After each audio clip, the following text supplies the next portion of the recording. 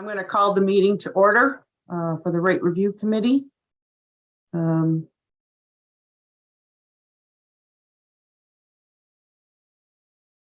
So has anyone reviewed the meeting minutes that were sent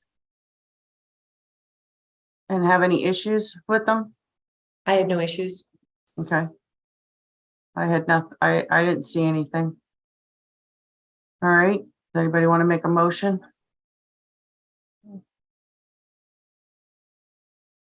I can make a motion to approve the meeting minutes as written with no corrections or changes.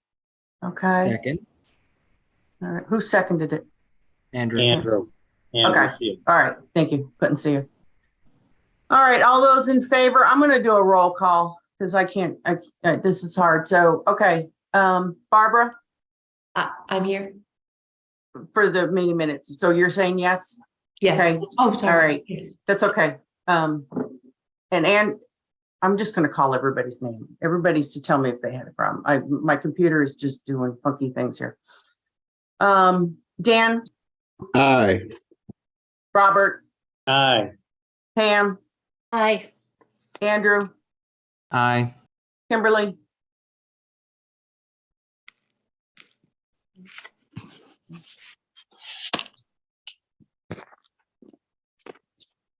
All right. So Kimberly doesn't have her microphone on and the chair says aye. So the meeting minutes are approved.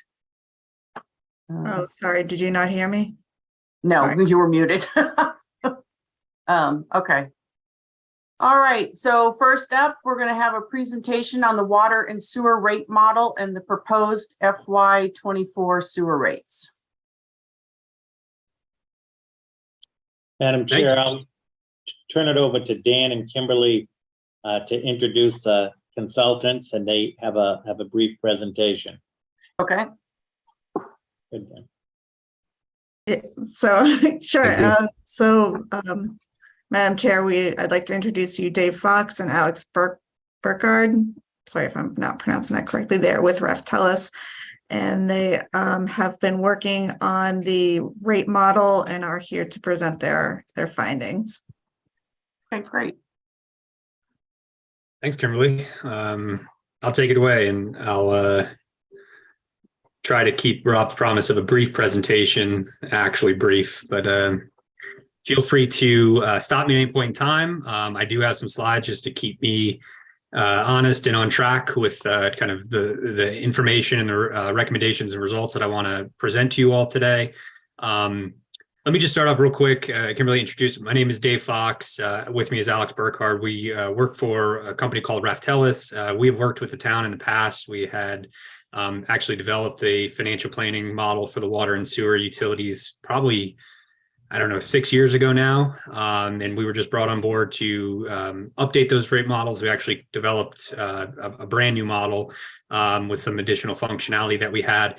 Reftelis is the largest firm in the country, predominantly focused on financial management, price and consulting services for the utility industry. We do some work in local government, but our bread and butter is in water, sewer, and stormwater related financial work. And I lead our New England practice. I'm a vice president out of our office in Natick, although I'm in Shrewsbury today, like most of you are home because of the snow day that my kids could have gone to school, I think. But let me go ahead and share my screen with you, and we'll go through this presentation if I can. There we go.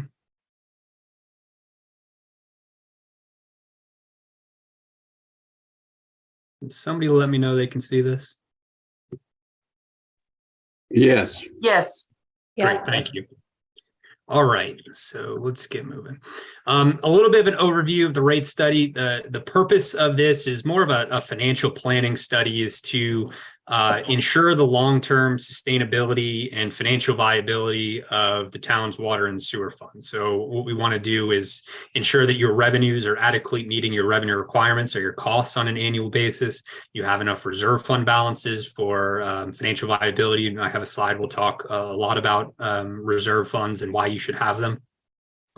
Just to provide a few anecdotes from around the industry, just to set the stage. Over the last 15 to 20 years or so, water rates have been increasing across the country by about 5% every single year on average. Sewer rates are about 6% every single year across the board. And, you know, the things that you all are dealing with and Ayer are no different than every other water and sewer utility across the country. You're facing inflationary impacts, operating expenses are increasing, you're facing aging infrastructure that needs to be renewed and replaced at a rapid pace, and regulations that are changing on a very rapid basis.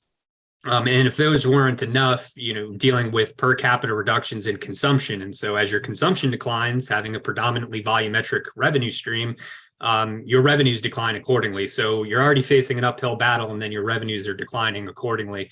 And so, you know, these are the financial pressures that are facing water and your sewer utilities, and you are no different. Just want to talk a little bit about the approach that we took. Obviously, just had a kickoff meeting where we got a lot of data in-house, a lot of operating budgets, your capital improvements plan, your existing debt service schedule, detailed information on your customer billing data. You know, kind of just kicked the project off and understood exactly what we were trying to accomplish. The next task was going through all of those, you know, detailed billing data, trying to understand, you know, how many customers you have, the types of customers, their meter sizes, how much water they're using, when they're using water, some trend analyses, things like that. Taking that information and all of that cost information as well, and developing some long-term financial plans. We have a model that stretches out 20 plus years. We're focusing on mostly the next 10 years though, because once you get outside that range, things get really hazy and fuzzy, and it's really hard to predict. But we want to predict the future with the best information we have today, and then update those financial plans as frequently as possible, or as frequently as necessary. We did develop that model in the mind of hopes that, you know, the town staff could use that at the tail end of this project. Once everything wraps up, we're going to be offering a training session at the town to be able to teach whomever might want to run this model going forward, how they can update it, how they can run different analyses such that it can be updated. Financial plans should be living, breathing documents. They're not set in stone in 1 year, given that we're looking out 5 to 10 years. They should be updated, and as things change, update the model and make changes accordingly. And we have a presentation that we're putting together, we're walking you through right now. And we also have a draft report already pulled together that we'll finalize based on some of the recommendations or feedback that we hear from this group today. So let me talk a little bit about the financial planning process. I'm going to go ahead and step through all this. We developed a long-term financial plan looking at your operating expenses, how much you're spending today in operating expenses, and forecasting those in the future. Looking at things like your changes in your customer base, again, reductions in consumption. You've been seeing about a 1% reduction in consumption annually, and we have forecasted that going forward. Looking at things like your capital improvements plan, the big projects that you need to pay for, and how are you going to pay for them? If there needs to be new debt issuances to pay for that, and what the principal and interest payments are over the life of our financial forecast. Cash funded capital or capital improvements that are paid for out of cash. Looking at things also like reserve fund balances. So it's not just looking at how much money you need to generate for your operating expenses and to keep up with your capital plan. It's ensuring that you have enough money in a reserve fund balance. And again, I'll talk about that in a slide or two. And all that kind of comes down to, we have one side of the equation is how much money you need to generate. The other side of the equation is how much are you generating currently out of rates and charges, and how much of a difference is there? And then what are the across the board rate increases necessary to be able to support financial sufficiency and viability over that 10-year period? And that's what we're going to talk about today. So here are kind of our general overlook of the financial planning study. We're recommending a 2% increase annually on the water rates. And this is assuming that, we have some baked in reductions in consumption on an annual basis, which I think is the right thing to do, given you have been seeing that trend. We're also assuming that you will not really utilize, at least on a structural basis, and by that I mean every single year, utilizing reserve fund or your retained earnings to offset any of those rate increases. On the sewer side, we're recommending a 5% rate increase every single year. Again, assuming a 1% reduction in consumption, and again, assuming that you'll not offset in a major way every single year those the rate increases with your reserve fund balance or your retained earnings. And we have a couple slides showing you what if you did do that. What if you reduced from that 5% rate increase? What does that do to reserve fund balances? So we'll go through that as well. The water utilities, in a pretty good position, as you can see, by 2% across the board. Compare that to what we've been seeing across the nation of about a 5% annually. The sewer fund is a little bit higher, but still below that national average of 6%.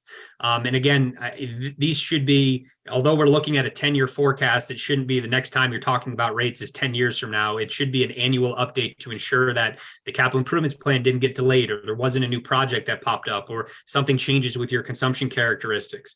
These things can change very rapidly. We want to make sure we're keeping on top of them and making adjustments to the rate model such that we can make changes to the forecast if necessary. A little bit about reserves, because we're going to be talking about those or have some slides showing your reserve fund balances. The reason that a water and a sewer fund would want to maintain operating reserves or retained earnings, it's the same reason that all of us on this phone call should have a savings account. Water and sewer funds are no different. For that rainy day, what if capital improvements popping up that you weren't planning for, a cool, wet spring, summer, fall where consumption declines, or a very rainy season when that consumption declines and your revenues decline accordingly. It's nice to have a bit of a backstop and a rainy day fund to be able to have some dollars sitting there that you can offset any of those fluctuations in volatility in your revenue or your expenses on an annual basis. So you don't need a significant rate increase to support any change that may occur. It just provides you some financial flexibility. If you were to utilize reserves to offset rate increases, that can be done on a infrequent basis every once in a while to stabilize rates. But it's my recommendation that it shouldn't be done in perpetuity, because at some point those reserve funds will just run dry and you will run out of money, which is an unsustainable position to be in. And it could potentially lead to, even if in the short term you utilize the reserve fund balances to mitigate rate increases, it's only going to result in higher rate increases in the out year. And what we're trying to accomplish is to have smooth level rate increases on customers that are predictable, that we can communicate to the public. You're not seeing sharp fluctuations from year to year. That's typically when you get a lot of pushback from our customers, or what we've seen from a lot of our clients is when, if you need a 15% rate increase in year 5, but no rate increase up until that point, it makes sense to not wait until that fifth year and have 15% and maybe have 5 years of 3% rate increases. Customers are used to all their other expenses going up on an annual basis, and if they could just have smaller tranches or smaller bites leading up to that point, we found that it mitigates the risk of rate shock on customers. And what you'll see kind of later in the presentation is that we're recommending a reserve fund balance of about 365 days of operating expenses. So a full year of your operating expenses sitting in a reserve fund balance. For the Northeast, we're looking at Fitch, which is a rating agency. The median for the Northeast region in 2019 was 464 days. I think that's a little high. I don't think you need to go up to that amount. I think about a year is more than adequate for you. But I just wanted to put that in mind. When you see that target, that's what we're talking about there in a couple slides. So here is the cash flow. So I'll explain this chart. The columns up and down every single year are your revenue requirements, or the costs that you are incurring every year to maintain and improve operations over time. The line is your revenue. And you can see with no rate increases, that line is trending downward because we are assuming a 1% reduction in consumption annually. So without even rate increases, you're losing revenue. You can see in the first few years through 2025, you're actually generating a surplus. But then when you get to 2026 and beyond, those revenues are no longer sufficient to meet your revenue requirements or your costs annually. Now, what that means is if we translate that into your reserve fund balances, you're in a good position now. But once you get out to the tail end of the forecast, you're really starting to eat into those reserve fund balances very quickly, and what I would be calling a structural deficit. If you can see here, starting in really 2027 out through 2033, you're running a deficit every single year, and that's going to require a significant rate increase. If you didn't have a rate increase in the short term or rate increases in the short term, it's going to require a much higher rate increase out in those years 5 through 10, maybe even 6 through 10, to be able to mitigate that impact or reduce that structural deficit that you're seeing on an annual basis. So with a moderate 2% increase, you're maintaining financial sufficiency in almost every year, except for a few on the tail end. But you'll see here that you have more than adequate reserve fund balances in order to be able to sustain that picture. And so you can have a couple years of deficits and not be a structural deficit. It's not that significant decline in revenues compared to your revenue requirements annually. It's just a kind of a 1 or 2 year blip there, not giving me any heartburn at all, given the reserve fund balances that you see here. So it gives me, it's going to let me sleep perfectly at night, knowing that you have more than adequate revenue requirements every single year. Reserve fund balances every single year to support financial viability and sustainability. And you can do the capital improvements that you need to do, keep up with operations, keep up with your existing debt service. I know I've been going through a lot and pretty quickly. Before I move on, are there any questions there? Nope.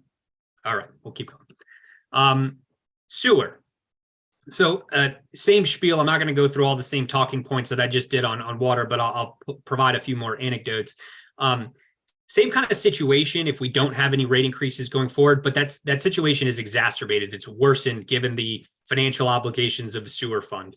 So those deficits start much earlier in the forecast if we don't have rate increases, and the delta between your revenues and your revenue requirements are more significant. You're running much higher deficits without rate increases going forward, and that is indicated here. If you had no rate increases going forward, your reserve fund balance would dip below our target in 2027 and actually go negative by 2030. You can't run out of money. At that point in time, you would need some sort of subsidization from the general fund. I know some communities do that. You have enterprise funds. I would not recommend that. We can't allow that reserve fund balance to go to zero. We need to maintain that, again, for financial viability every single year. So having no rate increases at all is absolutely unsustainable. With the 5% rate increases, very similar to the water side, you have a couple years there where the revenues don't quite meet the revenue requirements, but it does allow you to maintain a little bit of a surplus in the short term. Pad those reserve fund balances slightly. Keep up with having your revenues meet your revenue requirements, and lead to a more sustainable position where you are able to fully fund all of your operating expenses, fully fund all the capital improvements that you need to accomplish over the next several years. And that you can see that here on the reserve fund balances. On the tail end, you are starting to dip down a little bit. Again, that's year 10 doesn't give me any heartburn there. I'm sure a lot of things are going to change between now and then, but this is allowing us to feel comfortable with those 5% increases that you would have financial sufficiency for the almost the entirety of this forecast. Now, I did hear there might be some reservation of having a 5% increase, although I will tell you that that's not even a very high increase given the national average 6%, and a lot of other communities that I'm working with right now are seeing some increases in the double digits. I'm working with one right now where I'm actually recommending a 33% rate increase. So I'm happy that I'm only talking about 2% and 5% here with you today. It makes the discussion a little bit easier at least. But if we were to look at some smaller rate increases, and I didn't run another scenario on water just because it is 2%, it's so low. I think that's reasonable. On the sewer side with the 5%, we did run some additional scenarios. What if we drop down below that 5%? And what does the financial outlook look like? And really what that's going to do is it's just going to kick the can down the road at some point, because you can't continue that in perpetuity. Again, you will start to run structural deficits at some point, and those reserve fund balances will start to dip, and you will need just a higher rate increase in the out years, recognizing that we're trying to, again, just keep as much as we possibly can stable rate increases, the same rate increase every single year, just to keep customers informed and not lead to that rate shock. So if you drop down to a 4.5% rate increase, not terrible, because you're only dipping below your reserve fund balance in that in year 2030 of the forecast. But you can see it's starting to ramp down rapidly.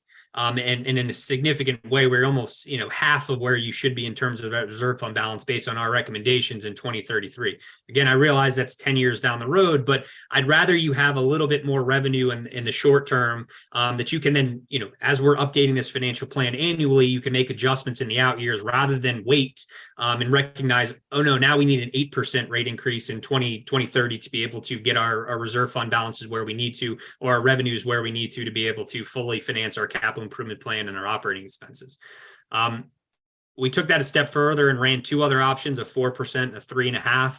And you can just see that situation just worsens the less rate increase we have assumed annually going forward. And actually in the 3.5%, with the best projections and best information we have today, that reserve fund balance would go negative in 2033. So I want to take that and I'm going to not spend too much time on these slides. I want to get to what the actual bill impacts will be to customers, which I think is more informative than actually looking at what the rates are. But if we had a 2% increase on water and a 5% increase on sewer, here's where the rates have been from 2020 through where you are today, 2023. You can see you've not had a rate increase in several years. That quarterly minimum charge would go from only $10 to $10.20 on water and $10 to $10.50 on sewer. Here are the volumetric rates. You can see that they would go up, again, by that 2 to 5%, just showing you what the rates would actually look like. I think that these slides are more informative. So a typical residential customer at the median, about 50th percentile, uses about 1,500 cubic feet. 100 cubic feet is about 748 gallons. So 1,500 cubic feet over the course of a quarter. That customer is currently paying $707 per year for water and sewer service. With a 2% water increase and a 5% sewer increase, that customer would pay $30 more per year. So go from $707 to $737. And you can see the increases over time as we still have those 2 and 5% increases. So when you put it in those terms, in dollar and cents, we're looking at tail end of the day. I've been dealing with my daughters at home, so apologies, but $2.50 more per month for a 2% and a 5% increase. I think when you think of percentages, things can sound scary. When you put it in dollars and cents, $2.50 more per month, it becomes much more palatable, at least from my perspective. We ran some peer comparisons. So where that typical residential bill is currently at $777 and $737, kind of right in the middle between Leominster up to Fitchburg.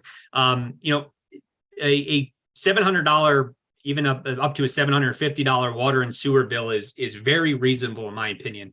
I have a typical household, a wife and 2 kids, and our water and sewer bill here in Shrewsbury is about $1,200 per year, upwards of maybe $1,500 per year. So, $700 to $750 per year for water and sewer service is, I would say on the low end if you polled the entirety of the state.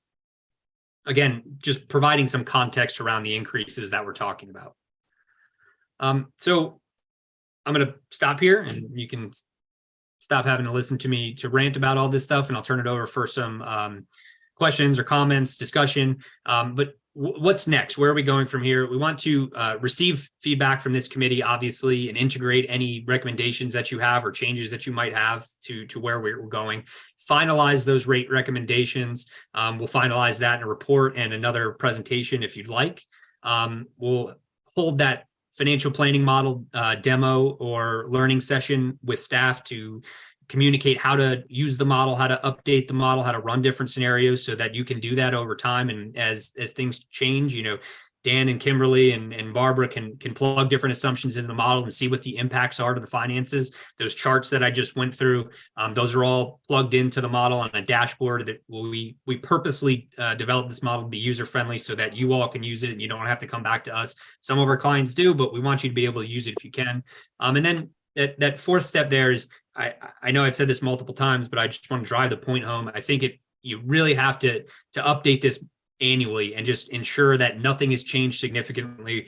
We have our best estimate of where things are going, but as I said, the industry is changing very rapidly and we want to understand that. So with that being said, thank you very much. I appreciate your time. Thanks for letting me go through that, and I'll entertain any questions or discussions you might have at this point. Thank you, Dave, very much. That was very informative.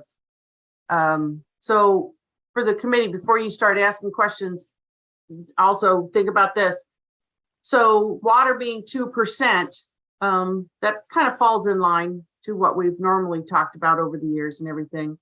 But the sewer, do need to have a serious conversation about that. I'm not disagreeing with the presentation that's been presented to us, but we also then have to look into reality as to how it will impact the taxpayer and the resident. Okay, so, and that is something that seriously needs to be thinking about. We have about 2 million in the reserve fund for sewer.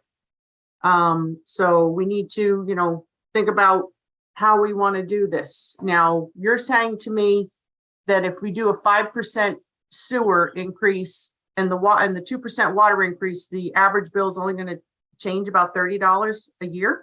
$30 per year, yes. Okay. Does anybody have any questions, comments? I have a question.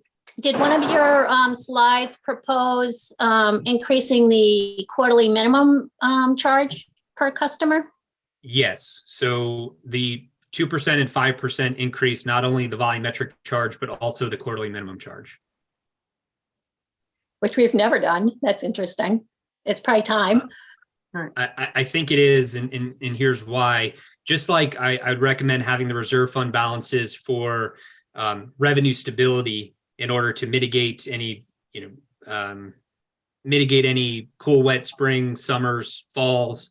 Those fixed charges, those minimum charges do that exact same thing, recovering some of your revenue from a fixed component, which is not volatile based on consumption. So it allows for some revenue stability. And if you only continue to increase the volumetric rates and not the minimum charges, you're just reducing that percentage of revenue that's coming from fixed and reducing your revenue stability. So I would recommend that you actually increase both. And it might be something, you don't do that every single year, and we can make some adjustments in the out years. But for this year, given that you haven't had a minimum charge increase, I would definitely recommend to have that in tandem. And that is when we quoted a $30 increase on that typical residential customer, that was an increase on both the minimum charge as well as the volumetric.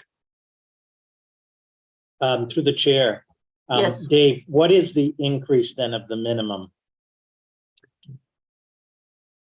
It or is proposed? a 20-cent increase and a 50-cent increase, respectively, water and sewer. So 20-cent increase on water on the minimum and 50-cent on sewer to Correct. Increase the quarterly minimum. That's correct. Yeah, I do agree with Pam. I don't think we've ever done that, and we probably should. I would just, through the chair, I think I agree with the chair that on the water front, I mean, the 2% has been pretty much the target area in previous years and so forth. And I think is reasonable on that end.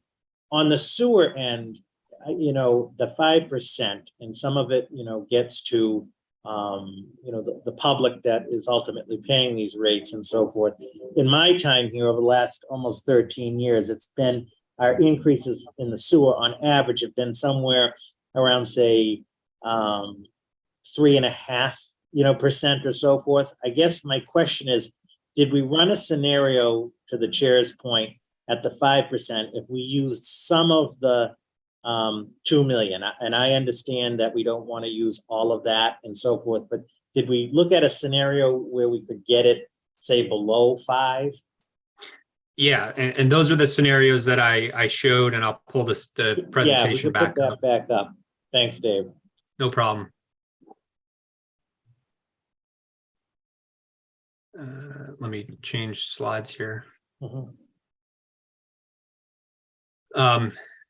So in each of these scenarios, 4.5%, 4%, and 3.5%, and I wouldn't recommend you go down to 3.5%. You are utilizing reserve fund balances to offset the rate increase to some degree.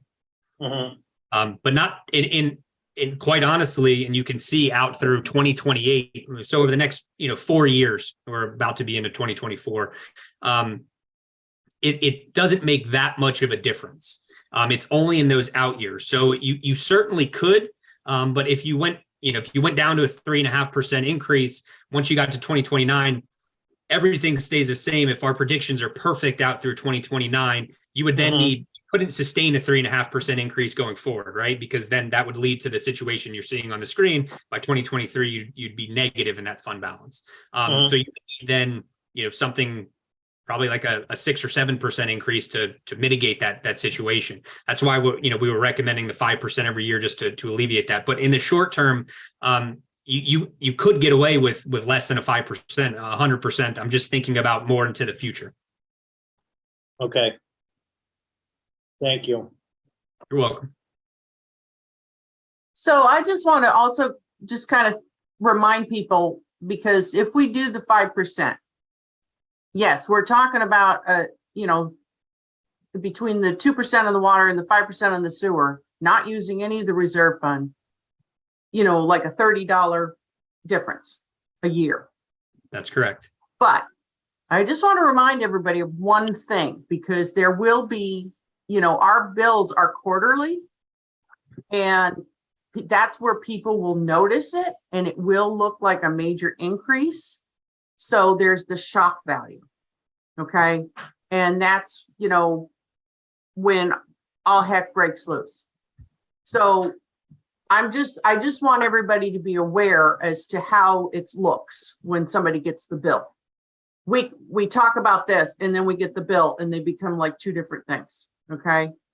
To put that in context, on a quarterly basis, your typical residential customer will see their bill go up by $7.50 per quarter. Yeah, I find that hard to believe, but okay. I mean, The sewer puts people into shock. The sewer rate usually puts people into shock. All right, so how does everybody feel about the 5%? How does everybody feel about maybe using a little reserve fund and doing a 4%? What's everyone thinking here? Madam Chair, through you, Dave, can you show the 4.5% slide again? sure.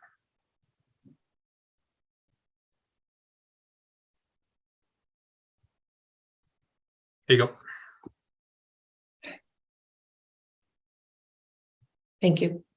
You're welcome. And I can, if it'd be helpful, if you give me just a minute, I could tell you on the fly what that annual increase would be with the 4.5% rather than the 5%. Okay. Yeah. Can you tell me what's actually driving cost? Like, what is driving that need for that 5 or 6%? Primarily the capital improvements plan. So, give me 1 second. I'm trying to answer both questions at the same time. Sorry, I should have just paused. Take your time.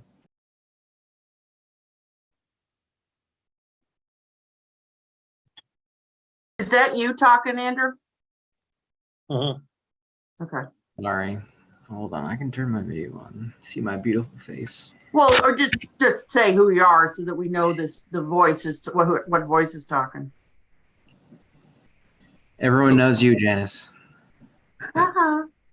To answer, Andrew, your question, over the next 5 years, the water and the sewer funds have to spend on average about $3.6 million annually in new capital. And in total, $18.1 million. Okay, and that's just to maintain what we have. That's not just maintenance, that is upgrades as well. And Dan might be able to speak to the actual projects themselves better than I can. I'm not an engineer, I'm an economist, but the biggest driver of the need for rate increases is the funding of the capital improvements plan. Okay, Yeah, thanks. so this is Dan through you, Madam Chair. Yes, Yeah, for wastewater, for example, FY '24, we have just over 1.3 million in capital. That's for next year. And there's II repairs that are badly needed on sewer pipe, Sandy Pond Road. So that's the main project there. But as we go down, the big ticket items really are the wastewater treatment plant upgrades that they're in accordance with which was a 5-year capital improvement plan. We've already kind of spread out. In FY '25, we have more process upgrades, the aeration basins, and some other process. And then when you get to FY '27, there's 3.3 million aside for building improvements that are needed. So there's been a lot of deferred maintenance at our wastewater plant, and it's been good that we've been taking care of it recently with some major upgrades. And this is just the continuation. There's two more years left in the capital improvement plan for wastewater, and those are some the big ticket items are really the wastewater treatment plant upgrades, and then sewer collection system infiltration inflow repairs, which is basically rehabbing sewer pipe out in the system. Those are the big items.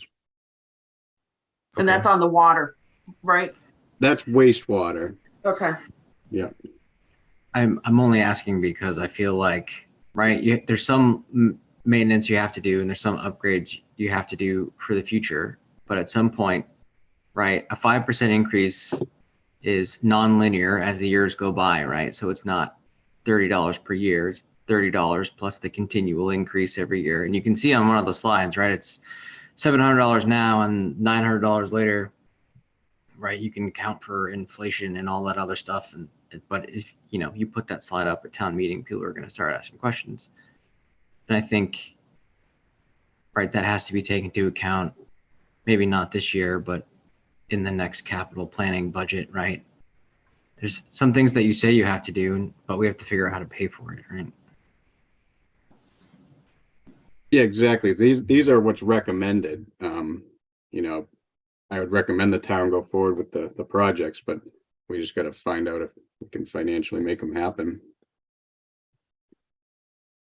I ran the scenarios. So with a 4.5%, so let's start with a 5% increase, a typical resident, and assuming the 2% stays amongst all these scenarios. With the 5% sewer increase, that typical residential customer's bill would increase by $30. With a 4.5% increase, that typical residential customer's bill would increase by $27.70. So slight reduction. A 4% increase would be a $25 increase per year. And a 3.5% sewer rate increase would be $22.50 per year increase. So saving over the, from going from a 5% increase to a 3.5% increase is saving a typical residential customer $7.50 per year.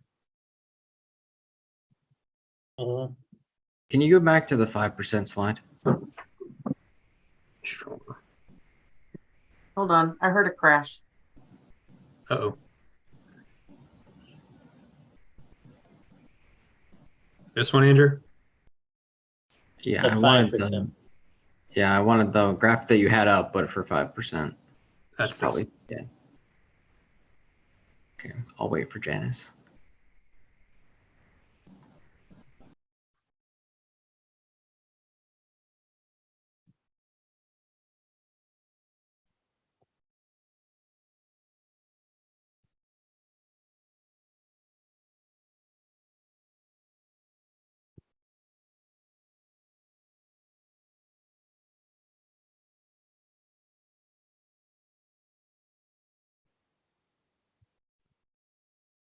Must be a big crash.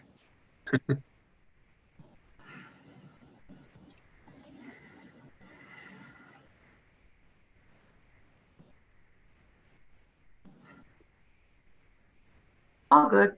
We're back. All right. So as I look at this slide, right, at 2028, you can say this is the projection, but I still see a very significant downward trend from 2028, right? That still tells me that 5% is still not enough. Yeah. If you get outside that 10-year window, Andrew, I completely agree with you. Given that we are outside that 10-year window, or even within the latter part of a 10-year window in the last 5 years, given the uncertainty of that, that doesn't give me a ton of heartburn, and I wouldn't, at least in the short term, recommend anything higher than a 5%. I think it would be, especially if we're already arguing if 5% is too much. It sounds like it, might be artificially increasing that rate more than it needs to, given a little bit of concern in the out years. Okay. Well, let me ask this. Could you, or maybe this is a Dan question, right? We currently have more in reserve than the 365-day target. Could you take money from the fund balance to pay capital without incurring a debt service, so you don't carry that fee through the years? You pay off some of it earlier. I'm not the economist, right? I just can see a trend, right? And you can say that 10 years out, that is fine, but seeing a trend halfway through is somewhat concerning, which tells me that you would still need a larger rate increase later, even if we decided to use 5% now, right? So if I could, instead of doing whatever it is now, you could say 3% now and taking money out of the fund. Could you use that money against our debt at whatever percent to maybe try and not have that tailing issue? I I can don't chime need it. in real I'm quick. just throwing it out as a suggestion. Barbara? Yeah, Barbara? Through you, Madam Chair. So we already do that with some of our smaller capital items. We'll include that in their operating budget and transfer from capital. So, I mean, if we did have over a year's worth and we were above our target reserve fund balance, we certainly could potentially pay for some additional capital items. I don't think it would be, yeah, if we got there, we could potentially add some additional ones that we just transfer from. Does that make sense? And the existing debt that you have on the books, we'd have to look at it. Some loans can be paid off early and some loans can't. Yeah, so once it's existing debt, that's different. But if we have new capital items that come up in, say, 5 years, we certainly do already look at the annual capital items and take the ones we can into consideration right into the operating budget. And the capital improvements plan that we have in the model, some of the projects that we have forecasted over the next 5 years are cash financed. They're not everything is debt finance. There's not Right, already. new debt issuance for all capital.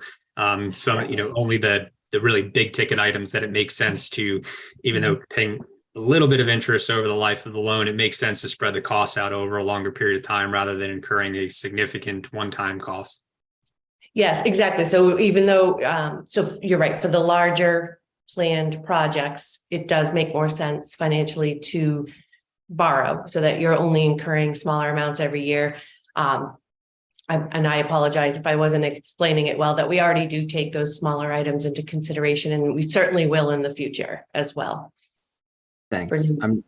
My only comment is that it looks unsustainable in past the mid-year mark is my parting remark. Can I add something, Madam Chair? Yes. So this also takes into account the town funding all of these items, which is, what likely would happen, but there is also still ARPA money that has not been authorized or allocated, which water and sewer has been used for already. And a potential for bipartisan infrastructure law monies to go toward water and sewer infrastructure projects in the future. I don't know what the future would hold if any of these could get on that, but that would be great if, the town didn't have to bear costs, but just a thought.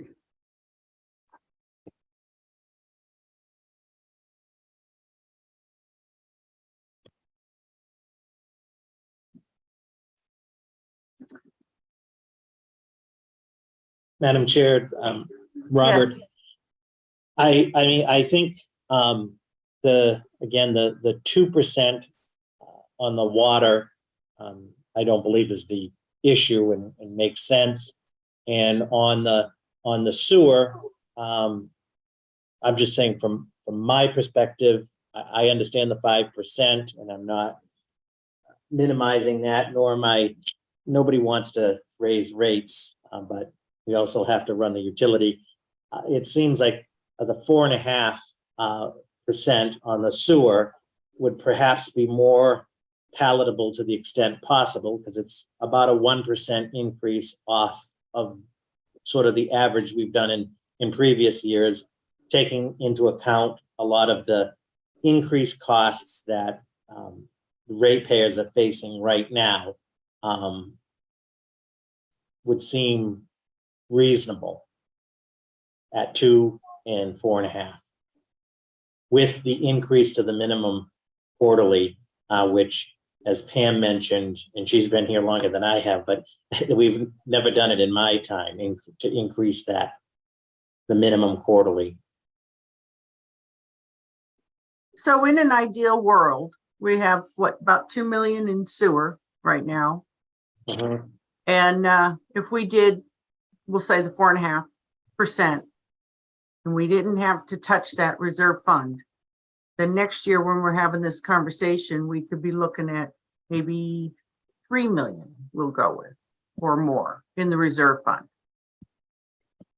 You currently have on the sewer side about $3.4 million. The target is $2 million, Janice. Okay, well, the certified, I guess, certified was the 2 million. So, okay, Yeah, for this year, yeah. right.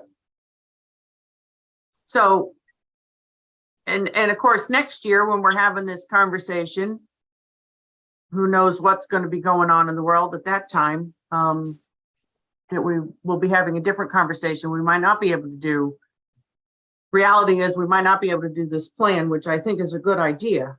But then reality hits. So what is everybody thinking? Well, I would initially commit to the 5% because it seems like, what's the point of having a model if you don't trust the model? Well, it's not a It's matter of not trusting the model. It's that when the public hears about a 5% increase, that can hit them hard. Sure. So And- that they're, so, I'm with you, but looking at the model, right? You're gonna have, if we have 2 million now, you could have 3 million the next year and 3.2 million the next year, and then 2 million, and then 1.5 million, and then 1 million, or whatever it was. Right? It looks like we're gonna have a little bit of a feast before a famine kind of thing. So do you raise it a little bit more now in the hope of not having trouble paying for your capital improvements when we need to upgrade the pipes and all that other stuff that has to get done? I'd rather pay the 0.5% now and kind of have an extra 0.5% interest in 5 years.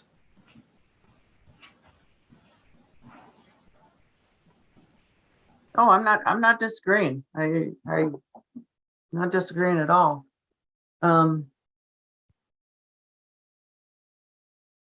So are we all good with the 5% or what? So everybody's muted, so I can't hear you if you're Yeah. speaking. Well, Janice, I always like to throw in that every resident has control over their consumption. So 5% is a hit, but there are things people can do at home to minimize their usage. So they have that element of control. Very good point. Good point. Yep, very good point. I have one more question for Dave. This is Andrew again. Mhm. What's driving the 1% annual decrease in consumption? A couple of things. And so if you look at a long-term trend, you see some volatility from year to year that's mostly driven by weather, but there's a downward trajectory of consumption, or maybe the way you're looking at me, sorry, this way. And most of that is due to the installation of high efficiency fixtures in households. You can't buy a toilet that uses the same amount of water that a toilet did 5 years ago. Shower heads, faucets, washing machines, dishwashers, all those things are becoming much more efficient. And that's just accumulating to less per capita consumption. I think that's the biggest driver. I think there's also maybe a small piece of it that is, and maybe this is just because I work in the water world, but I feel like people are more aware of, conservation, whether that's the right thing to do, or from an economic standpoint of exactly what Pam just brought up. If I use less water, I'm going to pay less. And as water and sewer rates have been going up, like I said, around, going up 5 to 6% every single year, not necessarily in Ayer, but they are going up. People are becoming more and more aware of that and recognizing, but I think that's a smaller piece of it, mostly because I think water is pretty inelastic. And, we do some studies where we'll implement conservation-based rate structures and really increase the rates to try to incentivize customers to conserve. And it doesn't really do a great job of it, honestly, just because water and sewer service for what you get, it's pretty darn cheap. I mean, it's pretty incredible, actually, that you can have water delivered to any room in your house 24 hours a day, 365 days a year for, a penny or less than a penny a gallon. Like it's hard to really send a strong pricing signal there. And I realize that, some customers are significantly impacted by it, but sorry, that was a long-winded way to say predominantly, Andrew, high efficiency fixtures is driving the majority of that. Okay, where does that stop, right? So in 10 years at 1%, that's what, around 11%? Yeah. And I've been saying this for a number of years that I think that we're going to plateau at some point, and we haven't. If we look at like the consumption characteristics of, say, European countries, we have a long way to go to get to per capita consumption of what are we ever going to hit that here in America? Probably not. But I think you're right. At some point, it probably will plateau. I also don't want to be overly optimistic and say that, your consumption is going to stay exactly like it is today over the next 10 years, when we probably will see some reductions. And that's part of my spiel about why you need to update this annually. It's kind of see where that consumption is going. If you're starting to see consumption level off, we can adjust that very, very quickly in the model and be able to reforecast what the rates would be without a 1% reduction. Thanks. Sure.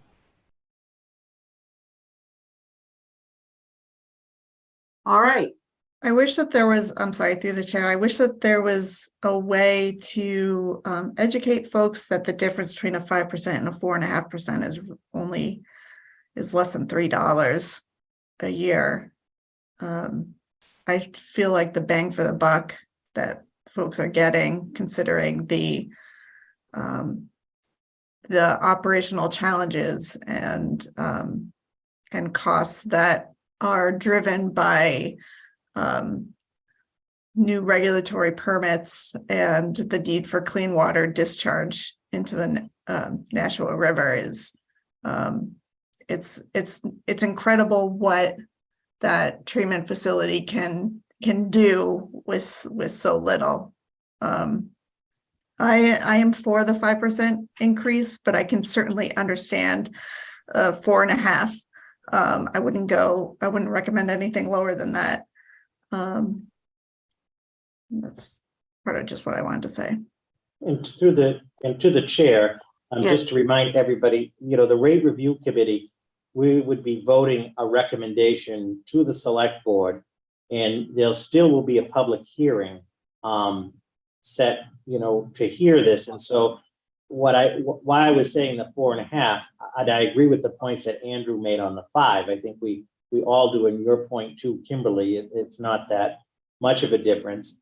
Just to keep in mind is if we were to go with the 2 and the 5 recommendation going into the public hearing, and at the public hearing, if there's a lot of concern and so forth, then we could modulate or adjust, or the select board could, to the 4.5 and 2. I just put that out, that what we recommend today is still subject to the public hearing and an official vote of the select board. So what we could do on that is have both scenarios at the public hearing. Ask for the 5, but, be saying, look, here's why you should not go below the 4.5. Mhm. Because, again, the public hearing will be able to kind of figure that out, but at least then you're going with the 2 scenarios too. And as to why it's not a good idea to go lower than 4.5. Yeah, I think we should recommend the 5 and the 2 and be prepared at the hearing. And Dave has sort of put that, be prepared with the 4.5 scenario if needed. Mhm. Yeah, because in that public hearing too, be showing like all the stuff that needs to be done going Mhm. forward to, as to why. Mhm. People will understand it, but $3 can make a difference to somebody too. So we can't forget that. So does anybody want to make a motion for, what do we want to make the motion for? I'm gonna need everybody to unmute for the vote too, so. I mean, I think Madam Chair, I think the motion, if someone wanted to make it, would be to recommend to the Air Select Board 5% increase in sewer and 2% increase in water, and the increase in the minimum quarterly effective July 1st, 2023. So moved. Anybody want to second it? I'll second it. Yes, yeah. All right. So Rich, I'm gonna need you to unmute. So when I take the vote. All Can you right, hear me now? huh? Yes. Can you hear me now? I can Yep. hear you now, so I'll go with you first. You yay or nay? All the Nay. yays? Hi, I'm sorry, what? That was a nay. It's a nay? Oh, okay, one no. We never have no's. All right, so Kimberly, Aye. Barbara, Aye. wait a minute, Dan, Aye, and Pam's having some technical difficulties. She texted me and said she votes aye. okay. All right, Andrew, Aye for me. okay. Am I missing anybody? My thing keeps jumping around. So Robert, Aye. okay. And I think that covers everybody, and the chair says aye. So the recommendation is approved. Okay. All right, so now we also need to look at Dan's memo on updating the connection fees. Again, this will be going in front of the select board to finalize the approval. We just need to have it recommended. Thank you, everybody. Before you get going, I just want to. Oh, thank you very much, Yeah. David. Of Dave, course. sorry. Thank you. Okay. How are we doing, everyone? Yeah, so I put together a memo which got sent out through Robert to the committee regarding the proposed FY24 water and sewer connection fees.